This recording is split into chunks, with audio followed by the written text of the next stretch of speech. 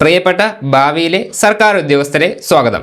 ഇന്നത്തെ ക്ലാസ് ആരോഗ്യക്ഷേമ പദ്ധതികളുമായിട്ട് ബന്ധപ്പെട്ട ക്ലാസ്സാണ്. 2026 എന്ന വർഷത്തിൽ ആരോഗ്യക്ഷേമ പദ്ധതികൾ അതുമായി ബന്ധപ്പെട്ടുകൊണ്ട് പ്രീവിയസ് ഇയർ ക്വസ്റ്റ്യൻ ആയിട്ട് ചോദിച്ചിട്ടുള്ള എല്ലാ കാര്യങ്ങളും ഈ വീഡിയോയ്ക്കകത്ത് ഞാൻ ഉൾപ്പെടുത്തിയിട്ടുണ്ട്.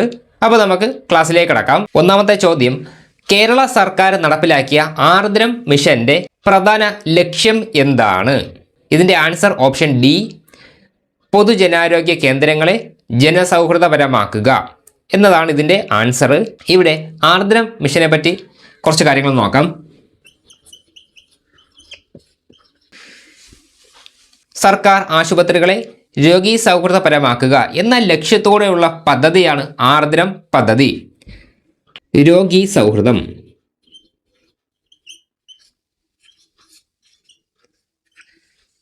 സർക്കാർ ആശുപത്രികളെ രോഗി സൗഹൃദപരമാക്കുക എന്നുള്ളതാണ് ആർദ്രം പദ്ധതിയുടെ പ്രധാനപ്പെട്ട ലക്ഷ്യം. പിന്നെ ആർദ്രം പദ്ധതിയെ പറ്റി പറയുമ്പോൾ നവകേരള കർമ്മ പദ്ധതിയിൽ ഉൾപ്പെടുന്ന പദ്ധതിയാണ് ആർദ്രം പദ്ധതി. നവകേരള കർമ്മ പദ്ധതി, നവകേരള കർമ്മ പദ്ധതി, കർമ്മ പദ്ധതിയിൽ ഉൾപ്പെടുന്നതാണ് ആർദ്രം പദ്ധതി. ഞാനിപ്പോൾ ഇവിടെ ഈ പറഞ്ഞിട്ടുള്ള സംഭവത്തിനെ പറ്റി PYQ പ്രീവിയസ് ഇയർ ക്വസ്റ്റ്യൻ ആയിട്ട് ചോദിച്ചിട്ടുണ്ടായിരുന്നു, മുൻ വർഷങ്ങളിൽ ചോദിച്ചിട്ടുണ്ടായിരുന്നു. അതുകൊണ്ട് ഇത് വ്യക്തമായിട്ട് പഠിച്ചിട്ടേ പരീക്ഷയ്ക്ക് പോകാവൂ. നവകേരള കർമ്മ പദ്ധതിയിൽ ഉൾപ്പെടുന്നതാണ് ആർദ്രം പദ്ധതി. പിന്നെ അതുപോലെ തന്നെ പ്രാഥമിക ആരോഗ്യ കേന്ദ്രങ്ങൾ PHC എന്ന് പറയും. PHC പ്രൈമറി ഹെൽത്ത് സെന്റർ, പ്രാഥമിക ആരോഗ്യ കേന്ദ്രം. പ്രാഥമിക ആരോഗ്യ കേന്ദ്രങ്ങളെ കുടുംബാരോഗ്യ കേന്ദ്രമായി ഉയർത്തുക. കുടുംബാരോഗ്യ കേന്ദ്രം,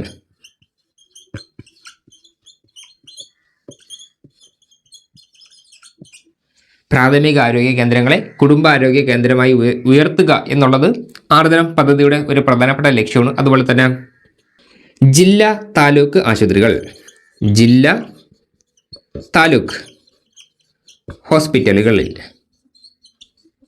ആശുപത്രികളിൽ സ്പെഷ്യാലിറ്റി, സൂപ്പർ സ്പെഷ്യാലിറ്റി സേവനങ്ങൾ കൊണ്ടുവരാൻ ശ്രമിക്കുക.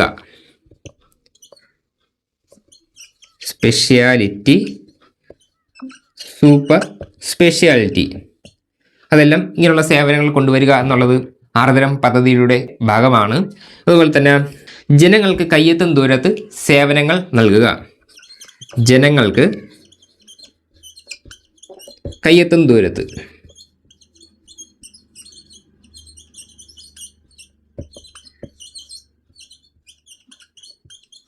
സേവനങ്ങൾ നൽകുക. ഇത്രയും കാര്യങ്ങൾ പ്രധാനമായിട്ടും ആർദ്രം പദ്ധതിയുമായി ബന്ധപ്പെട്ട് നോക്കി വെക്കേണ്ടതായിട്ടുണ്ട്. പിന്നെ ഇതിൽ നമ്മൾ ചുവപ്പ് മഷി പേന കൊണ്ട് അടയാളപ്പെടുത്തി വെക്കേണ്ടതായിട്ടുള്ള ഒരു കാര്യം എന്ന് പറയുമ്പോൾ രോഗി സൗഹൃദം. ഇതാണ് ഏറ്റവും കൂടുതൽ തവണ ചോദിച്ചിട്ടുള്ളത്. ബാക്കിയുള്ളതൊക്കെ ചോദിച്ചിട്ടുണ്ട്. ഇപ്പോഴും പ്രാഥമിക ആരോഗ്യ കേന്ദ്രങ്ങളെ കുടുംബാരോഗ്യ കേന്ദ്രമാക്കുക, അത് ഇങ്ങനെയുള്ള ഒരു കാര്യം ഏത് പദ്ധതിയുടെ ഭാഗമാണ് എന്നൊക്കെ പറഞ്ഞ് PSC പരീക്ഷയിൽ മുമ്പ് ചോദിച്ചിട്ടുണ്ട്. എന്നിരുന്നാൽ കൂടി പക്ഷേ ഇതിൽ ഏറ്റവും കൂടുതൽ ചോദിക്കാൻ സാധ്യതയുള്ളത് രോഗി സൗഹൃദം. സർക്കാരിൻ്റെ ഏത് പദ്ധതിയാണ് രോഗി സൗഹൃദപരമായിട്ടുള്ള സമീപനങ്ങൾ കൊണ്ടുവരാൻ വേണ്ടി നിർദ്ദേശിക്കുന്നത് എന്നൊക്കെ പറഞ്ഞ് ചിലപ്പോൾ ചോദ്യങ്ങൾ വന്നേക്കും. അതിൻ്റെ ആൻസറാണ് ആർദ്രം പദ്ധതി. സെറ്റാണല്ലോ, ഈ ഒരു കാര്യം സെറ്റാണല്ലോ. ഞാൻ പറഞ്ഞു പ്രീവിയസ് ഇയർ ക്വസ്റ്റ്യൻ ആണ്. അതുകൊണ്ട് തന്നെ ഇനി വരുന്ന പരീക്ഷയ്ക്കും ഇത് ചോദിക്കാൻ സാധ്യത കൂടുതലാണ്. ഏറ്റവും കൂടുതൽ തവണ ഇപ്പം 2021 മുതൽ ഇതുവരെയുള്ള 2026 വരെയുള്ള കാലഘട്ടത്തിൽ തന്നെ ഏറ്റവും കൂടുതൽ തവണ ചോദിച്ചിട്ടുള്ള ആരോഗ്യക്ഷേമ പദ്ധതിയാണ് ആർദ്രം പദ്ധതി. അതുകൊണ്ട് തന്നെ ഇതിൻ്റെ പ്രാധാന്യം മനസ്സിലാക്കി വേണം പഠിക്കുക. അതുകൊണ്ടാണ് ഞാൻ ഈ സംഭവം ആദ്യം തന്നെ എടുത്തിട്ടത് തന്നെ. ഓക്കെ, ഇത് ക്ലിയർ ആയിട്ട് പഠിച്ചോളാം. ആർദ്രം പദ്ധതിയെ പറ്റി പറയുമ്പോൾ സർക്കാർ ആശുപത്രികളെ രോഗി സൗഹൃദപരമാക്കുക. പിന്നെ അതുപോലെ തന്നെ രോഗി സൗഹൃദപരമായിട്ടുള്ള OP സേവനങ്ങൾ നൽകുക. OP സേവനങ്ങൾ ഇങ്ങനെയാണ് ഫുള്ളായിട്ട് പറയേണ്ടത്. OP സേവനങ്ങൾ. OP എന്ന് പറയുമ്പോൾ എന്താണ്? OP ആശുപത്രികളിലേക്ക് എഴുതി വെച്ചില്ല, കാഷ്വാലിറ്റി തൊട്ടിപ്പുറത്ത് OP എന്നൊക്കെ പറഞ്ഞ് എഴുതി. എന്താണ് OP അറിയാമോ? അതെന്ന് പറയുമ്പം out patient, out patient, out patient, അതാണ് OP എന്നുള്ളത് കൊണ്ട് ഉദ്ദേശിക്കുന്നത്. ചിലർക്ക് ഇത് അറിഞ്ഞുകൂടാ. ഓക്കെ, അതുകൊണ്ടാണ് ഈ പറഞ്ഞത്. അറിയാമെങ്കിൽ നല്ല കാര്യം. പിന്നെ ഇവിടെ പറഞ്ഞ കാര്യം രോഗി സൗഹൃദപരമായിട്ടുള്ള OP സേവനങ്ങൾ നൽകുക, അല്ലെങ്കിൽ രോഗി സൗഹൃദപരമായിട്ടുള്ള ആശുപത്രികൾ കൊണ്ടുവരിക എന്നുള്ളതൊക്കെയാണ് ആർദ്രം പദ്ധതിയിലൂടെ ഉദ്ദേശിക്കുന്നത്. നവകേരള കർമ്മ പദ്ധതി, നവകേരള കർമ്മ പദ്ധതിയുടെ ഭാഗമാണ് ആർദ്രം പദ്ധതി. പിന്നെ വേറൊരു കാര്യം ചോദിക്കട്ടെ, ഇതിൻ്റെ ആൻസർ നിങ്ങൾ കമൻറ്റ് ചെയ്യണം. നവകേരള സദസ് നവകേരള കർമ്മ പദ്ധതിയുടെ ഭാഗമാണോ ഭാഗമല്ലേ? ഇതെൻ്റെ ചോദ്യമാണ്. ഇതിന് കൃത്യമായിട്ടുള്ള ആൻസർ കമൻറ്റ് ചെയ്യുക. ഞാനിപ്പോൾ ഈ പറഞ്ഞിട്ടുള്ള സംഭവം 2024 ഒരു പരീക്ഷയ്ക്ക് ചോദിച്ചിട്ടുണ്ടായിരുന്നു. ഇതും ഇനിയിപ്പോൾ ഈ പറഞ്ഞ സംഭവം പ്രീവിയസ് ഇയർ ക്വസ്റ്റ്യൻ തന്നെയാണ്. 2024 ഒരു PSC പരീക്ഷയിൽ ചോദിച്ചിട്ടുള്ള കാര്യമാണ്. നവകേരള സദസ്സ് നവകേരള കർമ്മ പദ്ധതിയുടെ ഭാഗമാണോ ഭാഗമല്ലേ?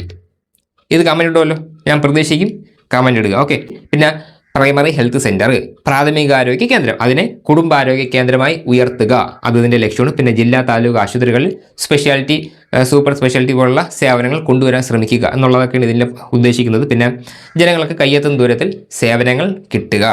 ആർദ്രം പദ്ധതിയെ പറ്റി പറഞ്ഞു കഴിഞ്ഞു. ഇനി ഒരു ഫുൾ ഫോം പഠിച്ചു വച്ചേക്കണം.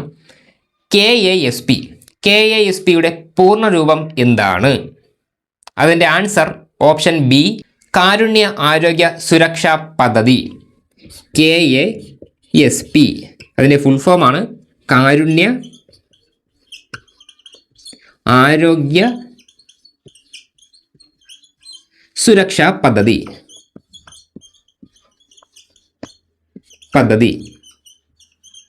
ഇതാണ് ഇതിൻ്റെ ഫുൾ ഫോം, കാരുണ്യ ആരോഗ്യ സുരക്ഷാ പദ്ധതി. ഇതാണ് KASPയുടെ ഫുൾ ഫോം. അടുത്തത് വേറൊരു ചോദ്യത്തിലോട്ട് പോകാം. മാറാരോഗങ്ങളായിട്ടുള്ള ഹീമോഫീലിയ, അരിവാൾ രോഗം, തലാസീമിയ, സെറിബ്രൽ പാൾസി തുടങ്ങിയവ ബാധിച്ച 18 വയസ്സിന് താഴെയുള്ള കുട്ടികൾക്ക് സൗജന്യ ചികിത്സ ഉറപ്പുവരുത്തുന്ന പദ്ധതി ഏതാണ്? ഏതാണ് ആ പദ്ധതിയുടെ പേര്? അതിൻ്റെ ആൻസർ താലോലം പദ്ധതി.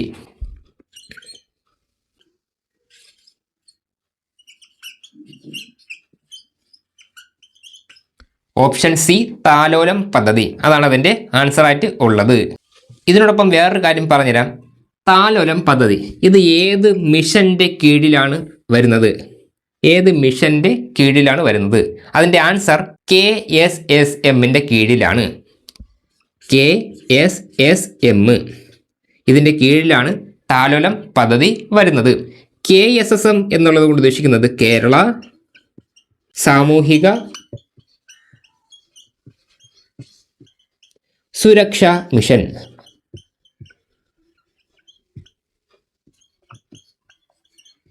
കേരള സാമൂഹിക സുരക്ഷാ മിഷൻ, അതാണ് KSSM. ഇതിൻ്റെ ഭാഗമായിട്ടുള്ള പദ്ധതിയാണ് താലോലം പദ്ധതി. 18 വയസ്സിന് താഴെയുള്ള കുട്ടികൾക്കുള്ള സൗജന്യ ചികിത്സാ പദ്ധതിയാണ് താലോലം പദ്ധതി അതിലൂടെ ഉദ്ദേശിക്കുന്നത്. പിന്നെ കേരള സാമൂഹ്യ സുരക്ഷാ മിഷൻ അതിൻ്റെ ഭാഗമായിട്ടുള്ളതാണ് താലോലം പദ്ധതി. നേരത്തെ KASP ഇത് 2021 LD ക്ലർക്കിൻ്റെ പരീക്ഷയ്ക്ക് ചോദിച്ചെങ്കിൽ ഇനി വരുന്ന 2027 LD ക്ലർക്കിന് ചിലപ്പോൾ LD ക്ലർക്കോ അതുമായിട്ട് ബന്ധപ്പെട്ട പരീക്ഷയ്ക്ക് ചിലപ്പം KSSMൻ്റെ ഫുൾ ഫോം ചോദിക്കുമായിരിക്കാം. അങ്ങനെയുള്ള സാധ്യതകളൊക്കെ ഉണ്ട്. സോ ഇതും കൂടെ പഠിച്ചു വെച്ചിരിക്കണം. അതുപോലെ തന്നെ വേറൊരു കാര്യം നോക്കാം. നവജീവൻ പദ്ധതി ഏത് വകുപ്പിന് കീഴിലാണ് വരുന്നത്? നവജീവൻ, ഈ ജീവൻ എന്നൊക്കെ ഉള്ള പേര് കേൾക്കുമ്പോൾ തന്നെ സ്വാഭാവികമായിട്ടും കറക്കി അടിക്കുന്ന ഒരു പ്രവണത വെച്ചിട്ട് ആരോഗ്യ വകുപ്പിൻ്റെ പദ്ധതി എന്നേ കൊടുക്കുള്ളൂ. പക്ഷേ ആരോഗ്യ വകുപ്പല്ല. ഓപ്ഷൻ എ, തൊഴിൽ വകുപ്പ്. നവജീവൻ പദ്ധതി തൊഴിൽ വകുപ്പ്.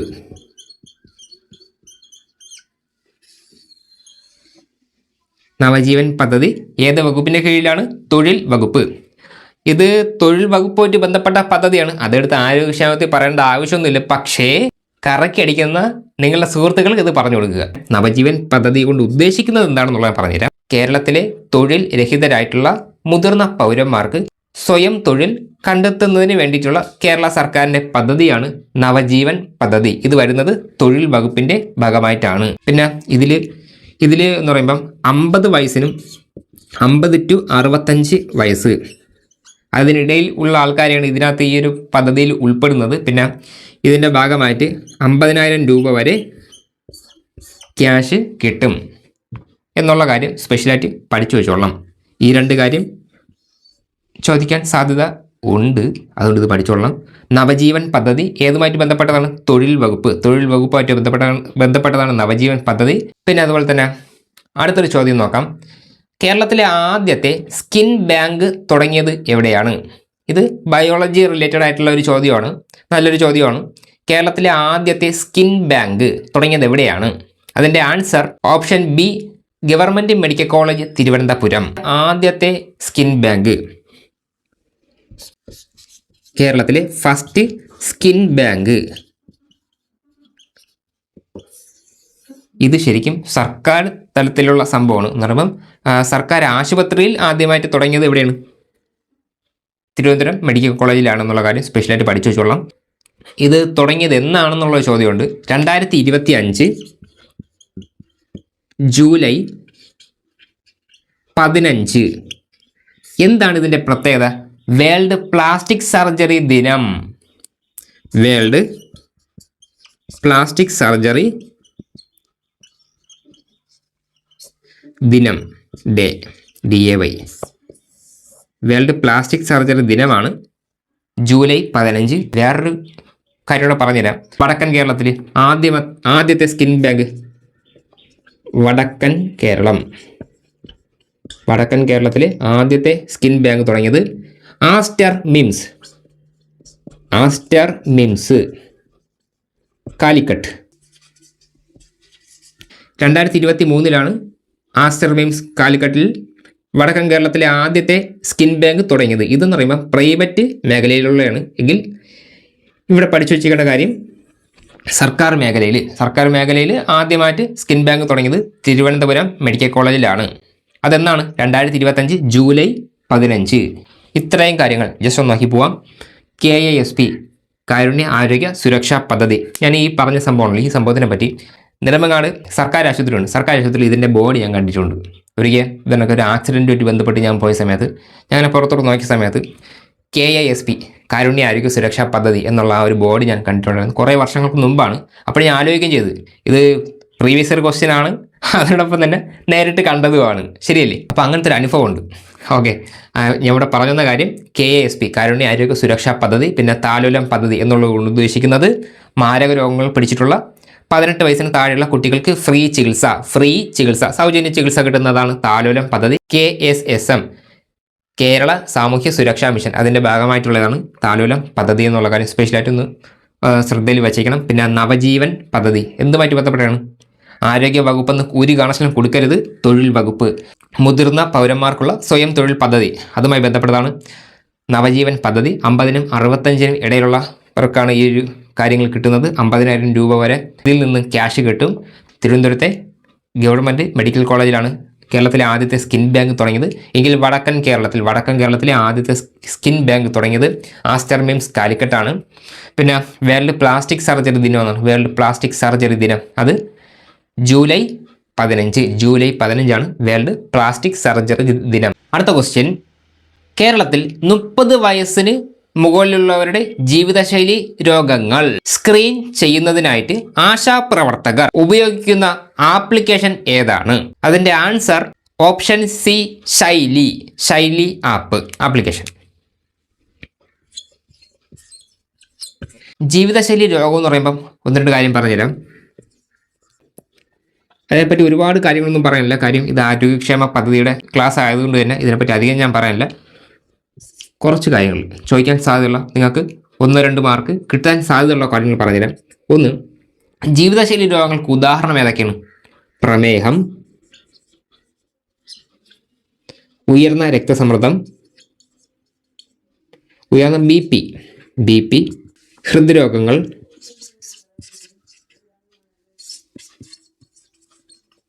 ശ്വാസകോശ രോഗങ്ങൾ, ക്യാൻസർ. ഞാനിതിവിടെ പറയാൻ കാരണം എന്തെന്ന് വെച്ച് കഴിഞ്ഞാൽ 10ാം ക്ലാസ് ലെവലിലുള്ള പരീക്ഷകൾ നിങ്ങൾ എഴുതാൻ പോണ സമയത്ത് 4 ഓപ്ഷൻ തരും. 1 പ്രമേഹം, പിന്നെ 1 ഉയർന്ന രക്തസമ്മർദ്ദം, ക്യാൻസർ, പിന്നെ വേറെ ഏതെങ്കിലും മലേറിയ. ഇവിടെ നോക്കാം. പ്രമേഹം, B ക്യാൻസർ, പിന്നെ C ശ്വാസകോശ രോഗം, ഓപ്ഷൻ D മലേറിയ. ഇങ്ങനെയുള്ള കുറേ ക്വസ്റ്റ്യൻസ് ഞാൻ കണ്ടിട്ടുണ്ട്. പ്രീവിയസ് ഇയർ ക്വസ്റ്റ്യൻ്റെ ഇത് നോക്കിപ്പോയ സമയത്ത് കണ്ടിട്ടുണ്ട്. അപ്പോൾ നിങ്ങളിത് പഠിച്ചു വെച്ചോളാം. ജീവിതശൈലി രോഗങ്ങൾ ഇതുമായി ബന്ധപ്പെട്ട് കൂടുതലും 10ാം ക്ലാസ് ലെവലിലുള്ള പരീക്ഷകൾക്ക് ചോദിക്കുന്നത് ഇങ്ങനത്തെ ടൈപ്പ് ക്വസ്റ്റ്യനാണ്. അപ്പോൾ നിങ്ങൾ ആദ്യം ചെയ്യേണ്ടത് എന്തൊക്കെ ജീവിതശൈലി രോഗങ്ങളുണ്ടെന്ന് ആദ്യം പഠിച്ചു ചെയ്യണം. അവിടെ പഠിക്കുന്ന സമയത്ത് തന്നെ നിങ്ങൾക്ക് 1 മാർക്ക് കിട്ടിയെന്ന് കൂട്ടിക്കൊള്ളണം. ഞാൻ പറഞ്ഞ ആ ഒരു ഐഡിയ സംഭവം മനസ്സിലായേ?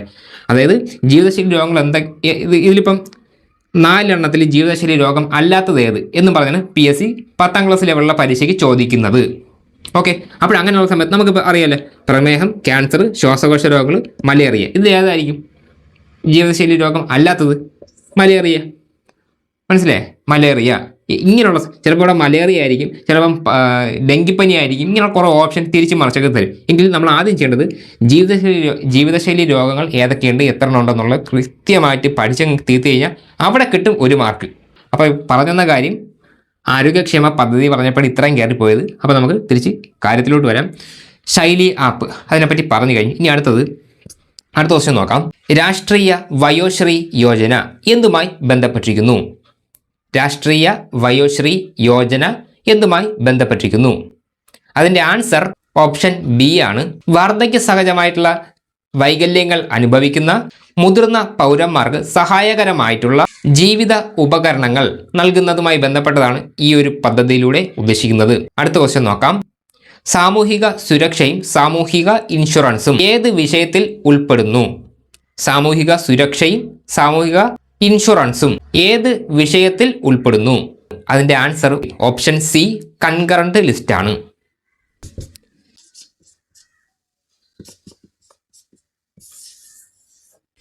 കൺകറന്റ് ലിസ്റ്റ് ഭരണഘടനയുടെ ഒരു പ്രധാനപ്പെട്ട ലിസ്റ്റാണ് കൺകറന്റ് ലിസ്റ്റ്. ഇതിലാകെ 52 വിഷയങ്ങൾ ഉണ്ട്. 52 വിഷയങ്ങളാണ് ഇതിനകത്തുള്ളത്. ഇതിൽ ഉൾപ്പെടുന്ന മറ്റ് വിഷയങ്ങൾ ചോദിക്കാൻ സാധ്യതയുള്ള കാര്യങ്ങൾ പറഞ്ഞുതരാം. ഒന്ന് വൈദ്യുതി വരും. അതുപോലെ തന്നെ അളവും തൂക്കവും,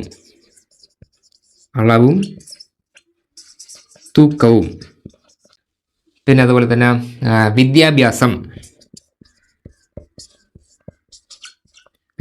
വരുന്നുണ്ട്. പിന്നെ അതുപോലെ തന്നെ വിവാഹമോചനം,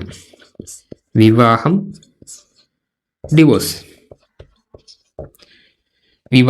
വിവാഹമോചനം അതായത് ഡിവോഴ്സ്. പിന്നെ അതുപോലെ തന്നെ സിവിൽ നടപടിക്രമങ്ങൾ, ഇങ്ങനെയുള്ള കുറേ വിഷയങ്ങൾ 52 വിഷയങ്ങൾ ഉൾപ്പെടുന്നതാണ് കൺകറന്റ് ലിസ്റ്റ്. പിന്നെ യൂണിയൻ ലിസ്റ്റ് ഉണ്ട്, അതുപോലെ തന്നെ സ്റ്റേറ്റ് ലിസ്റ്റ് ഉണ്ട്, കൺകറന്റ് ലിസ്റ്റ് ഉണ്ട്. ഇങ്ങനെ 3 രീതിക്കുള്ള ലിസ്റ്റുകൾ ഭരണഘടനയുടെ പ്രധാനപ്പെട്ട ലിസ്റ്റുകളാണ്. ഇതൊക്കെ കൃത്യമായിട്ട് പഠിച്ചിട്ട് പരീക്ഷയ്ക്ക് പോകാവൂ. ഇതിനെപ്പറ്റിയുള്ള വീഡിയോ സെപ്പറേറ്റ് ചെയ്യണമെന്നുണ്ടെങ്കിൽ നിങ്ങൾ പറഞ്ഞാൽ ഞാൻ അതിനുള്ള വീഡിയോ സെറ്റ് ചെയ്ത് തരാം. അടുത്ത ക്വസ്റ്റ്യൻ നോക്കാം. സംസ്ഥാന സർക്കാർ നടപ്പിലാക്കിയ സല്ലാപം മന്ദഹാസം പദ്ധതികൾ സമൂഹത്തിലെ ഏത് വിഭാഗത്തെയാണ് ഉൾക്കൊള്ളുന്നത്? കേരള സർക്കാർ നടപ്പിലാക്കിയിട്ടുള്ള സല്ലാപം, മന്ദഹാസം എന്നീ പദ്ധതികൾ സമൂഹത്തിലെ ഏത് വിഭാഗത്തെയാണ് ഉൾക്കൊള്ളുന്നത്? ഇതിൻ്റെ ആൻസർ ഓപ്ഷൻ സി വയോജനങ്ങൾ.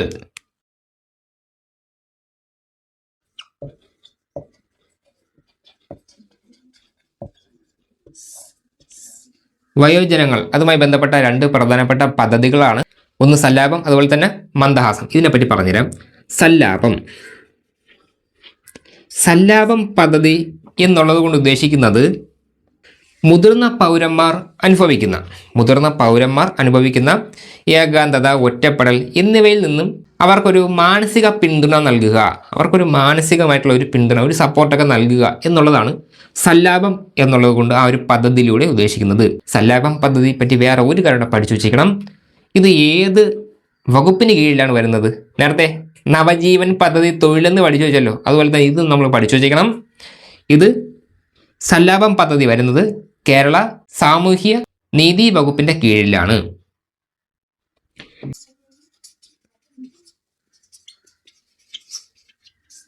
സാമൂഹ്യ നീതി ഡിപ്പാർട്ട്മെന്റ് വകുപ്പിന് കീഴിലും കേരള സാമൂഹ്യ നീതി വകുപ്പിന് കീഴിലാണ് സല്ലാപം പദ്ധതി വരുന്നത്. സല്ലാപം പദ്ധതിയിലൂടെ ഉദ്ദേശിക്കുന്നത് എന്താണ്? മുതിർന്ന പൗരന്മാർ അനുഭവിക്കുന്ന ഒറ്റപ്പെടൽ, അതിൽ നിന്നും ഒരു മാനസിക സപ്പോർട്ട്, ഒരു മാനസിക പിന്തുണ നൽകുക, അതിനു വേണ്ടിയിട്ടുള്ള പദ്ധതിയാണ് സല്ലാപം പദ്ധതി. അത് കൊണ്ടുവന്ന വകുപ്പാണ്, അത് ഉൾപ്പെടുന്ന വകുപ്പാണ് കേരള സാമൂഹ്യ നീതി വകുപ്പ്. അതിന് കീഴിലാണ് ഇത് വരുന്നത്. സല്ലാപം പദ്ധതിയെ പറ്റി പറഞ്ഞു. ക്വസ്റ്റ്യനുള്ള മറ്റൊരു ഇതാണ് മന്ദഹാസം പദ്ധതി. മന്ദഹാസം പദ്ധതി ഇത് വയോജനം ഇതുമായി ബന്ധപ്പെട്ടതാണ്. അതായത് സാമ്പത്തികമായിട്ട് പിന്നോക്കം നിൽക്കുന്ന പൗരന്മാർക്ക് ഫ്രീ ആയിട്ട് പല്ല് നൽകുന്ന, കൃത്രിമ പല്ല് നൽകുന്ന ആ ഒരു പദ്ധതി, അതാണ് മന്ദഹാസം പദ്ധതി. ഇവിടെ 2 കാര്യങ്ങൾ പറഞ്ഞു. മന്ദഹാസം പദ്ധതി വരുന്നത് സാമൂഹ്യനീതി വകുപ്പിൻ്റെ കീഴിലാണ്. സാമൂഹ്യനീതി വകുപ്പിൻ്റെ കീഴിലാണ് 2 പദ്ധതികൾ, സല്ലാപം വരുന്നതും സാമൂഹ്യനീതി വകുപ്പിന് കീഴിലാണ്. അതേപോലെ തന്നെ മന്ദഹാസം പദ്ധതി വരുന്നത് സാമൂഹ്യനീതി വകുപ്പിന് കീഴിലാണ്. ആ ഒരു കാര്യം സെറ്റാണല്ലോ. ഈ രണ്ട് കാര്യങ്ങൾ നമ്മൾ ആ ക്വസ്റ്റ്യൻ പറഞ്ഞ സമയത്താണ് ഈ രണ്ടാമതിൽ കയറിപ്പോയത്. ക്വസ്റ്റ്യൻ എന്ന് പറയുമ്പോൾ എന്താണ്? സംസ്ഥാന സർക്കാർ നടപ്പിലാക്കിയ സല്ലാപം അതുപോലെ തന്നെ മന്ദഹാസം എന്നീ പദ്ധതികളുടെ സമൂഹത്തിലെ ഏത് വിഭാഗത്തെയാണ് ഉൾക്കൊള്ളുന്നത്? അതിൻ്റെ ആൻസറാണ് വയോജനങ്ങളുമായിട്ടാണ് ഈ രണ്ട് പദ്ധതികൾ ഉൾപ്പെടുന്നത്. അടുത്ത ക്വസ്റ്റ്യൻ നോക്കാം. കേരളത്തിലെ ആരോഗ്യ വകുപ്പ് നഗരങ്ങളിലെ ചേരികളിൽ താമസിക്കുന്ന സാധാരണക്കാരുടെ ആരോഗ്യ സംരക്ഷണത്തിനായിട്ട് കൊണ്ടുവന്ന പദ്ധതി ഏതാണ്? അതിൻ്റെ ആൻസർ ഉഷസ്. ഉഷസ് പദ്ധതി. ശ്രദ്ധിച്ചു വെച്ചോളണം, ഉഷസ്. ക്വസ്റ്റ്യനിൽ മലയാളത്തിലാണ് തന്നിട്ടുള്ളത്, പക്ഷേ എഴുതുമ്പം ഇംഗ്ലീഷിൽ വേണം എഴുതാൻ. ഇതിൻ്റെ ഫുൾ ഫോം ഉണ്ട് urban slum health.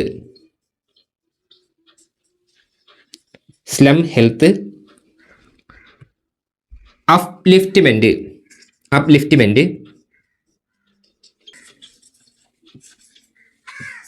Urban slum health upliftment scheme എന്നുള്ളതാണ് ഉഷസ് ആ ഒരു പദ്ധതിയിലൂടെ അവൻ്റെ ഫുൾ ഫോമായിട്ട് ഉദ്ദേശിക്കുന്നത്.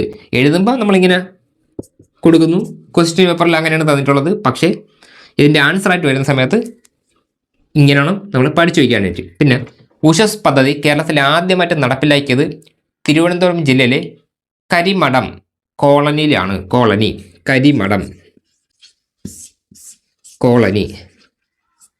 കോളനിയിലാണ്. അതെവിടെയാണ്? തിരുവനന്തപുരം ജില്ല. TVPM തിരുവനന്തപുരം ജില്ലയിലാണ് ഈ ഒരു പദ്ധതി ആദ്യമായിട്ട് ഉദ്ഘാടനം നടത്തിയത്. ലോക പൊണ്ണത്തടി ദിനം എന്നാണ്. നല്ലൊരു ചോദ്യമാണ്, അധികം ആരും ശ്രദ്ധിക്കാത്തതായിട്ടുള്ള ഒരു ചോദ്യമാണ്. ലോക പൊണ്ണത്തടി ദിനം എന്നാണ്. അതിൻ്റെ ആൻസർ മാർച്ച് 4. മാർച്ച് 4 പൊണ്ണത്തടി ദിനം. ഈ ഒരു കാര്യം സ്പെഷ്യലായിട്ട് പഠിച്ചു വെച്ചോളണം. എങ്കിലും ഞാൻ ചോദിക്കുന്നത് ലോക ആരോഗ്യ ദിനം എന്നാണ്. ഒരുപാട് തവണ 10ാം ക്ലാസ് ലെവലിലുള്ള പരീക്ഷയ്ക്ക് ചോദിച്ചുള്ള സംഭവമാണ്. വേൾഡ് ഹെൽത്ത് ഡേ, ലോക ആരോഗ്യ ദിനം എന്നാണ്. ഏപ്രിൽ 7 ലോക ആരോഗ്യ ദിനം. എന്തുകൊണ്ട് ഏപ്രിൽ 7 ആയി എന്നുള്ളതാണ് നമ്മൾ അടുത്ത ചിന്തിക്കേണ്ട കാര്യം. എന്തുകൊണ്ടായി? വേൾഡ് ഹെൽത്ത് ഓർഗനൈസേഷൻ, ലോകാരോഗ്യ സംഘടന, ഇത് നിലവിൽ വന്ന വർഷം 1948 ഏപ്രിൽ 7 അതുകൊണ്ടാണ് ലോക ആരോഗ്യ ദിനമായിട്ട് ഏപ്രിൽ 7 ആചരിക്കാൻ തുടങ്ങിയത്. ഇങ്ങനെ ഉള്ള രീതിക്ക് നമുക്ക് പഠിച്ചു വെച്ചിരിക്കണം. ഒരു ക്വസ്റ്റ്യൻ വന്നു കഴിഞ്ഞാൽ നമ്മൾ അതെന്തുകൊണ്ട് അങ്ങനെ വന്നു എന്നുള്ള രണ്ടാമത്തെ ചോദ്യം നമ്മൾ ചിന്തിച്ചെടുക്കണം. ഓക്കെ, അപ്പോഴേ നമുക്ക് കുറച്ചുകൂടെ സ്കിൽ ഡെവലപ്പ് ആവുള്ളൂ. 1948 ഏപ്രിൽ 7 വേൾഡ് ഹെൽത്ത് ഓർഗനൈസേഷൻ രൂപീകൃതമായത്. അതുകൊണ്ടാണ് ഏപ്രിൽ 7 ലോക ആരോഗ്യ ദിനമായിട്ട് ആചരിക്കുന്നത്. വേറൊരു കറണ്ട് അഫയേഴ്സ് ചോദ്യം ചോദിച്ചാലും, അടുത്തിടെ മാർബർഗ് വൈറസ് രോഗം റിപ്പോർട്ട് ചെയ്തത് ഏത് രാജ്യത്താണ്? അടുത്തിടെ മാർബർഗ് വൈറസ് രോഗം റിപ്പോർട്ട് ചെയ്തത് ഏത് രാജ്യത്താണ്? അതിൻ്റെ answer option C, Tanzania. Marburg virus രോഗം റിപ്പോർട്ട് ചെയ്തത് ടാൻസാനിയ. ഇതാണ് തന്നിട്ടുള്ളത്. ഇവിടെ ഈ വീഡിയോ പബ്ലിഷായ ഡേറ്റ് നിങ്ങൾ ജസ്റ്റ് ഇപ്പോൾ നോക്കണം. ഞാൻ ഉറപ്പ് പറയുന്നു, ഈ സംഭവം ഇനിയും ഇത് റിപ്പീറ്റ് ചെയ്ത് ചോദിക്കും. മാർബർഗ് രോഗം ഇതിനെപ്പറ്റി വീണ്ടും റിപ്പീറ്റ് ചെയ്ത് ചോദിക്കും. അതെങ്ങനെയെന്ന് അറിയാമോ? ഇനി വരുന്ന പരീക്ഷയ്ക്ക് ചോദിക്കാൻ പോണത് മാർബർഗ് രോഗം ഇത് ഏത് രാജ്യത്താണെന്നുള്ളതല്ല ചോദിക്കാൻ വേണ്ടി പോണത്, ഇത് ഏത് തരം രോഗമാണ് എന്നുള്ളതാണ് ചോദിക്കാൻ വേണ്ടി പോണത്. ഇപ്പം മാർബർഗ് രോഗം അത് ഏത് തരം രോഗമാണ്? വൈറസ് രോഗമാണോ? അല്ലെങ്കിൽ ഓപ്ഷൻ എ വൈറസ് രോഗം, ഓപ്ഷൻ ബി എന്തുണ്ട് ബാക്ടീരിയ രോഗം, ഓപ്ഷൻ സി എന്തു പറയാം ഫംഗസ് രോഗം, പിന്നെ ഓപ്ഷൻ ഡി ഇവയൊന്നുമല്ല എന്നുള്ളതാണ് 4 ഓപ്ഷൻ. ഇതിൽ 4 ഓപ്ഷൻ ഇങ്ങനെ തരും. ഞാൻ ഈ പറഞ്ഞ സംഭവം നോക്കി വെച്ചോളാം. ഇനി വരുന്ന പരീക്ഷയ്ക്ക് ഇങ്ങനെ തന്നെ ക്വസ്റ്റ്യൻ പ്രതീക്ഷിക്കാം. ചുവപ്പ് മഷി പേന കൊണ്ട് അടയാളപ്പെടുത്തി ഇപ്പം തന്നെ വെച്ചോളാം.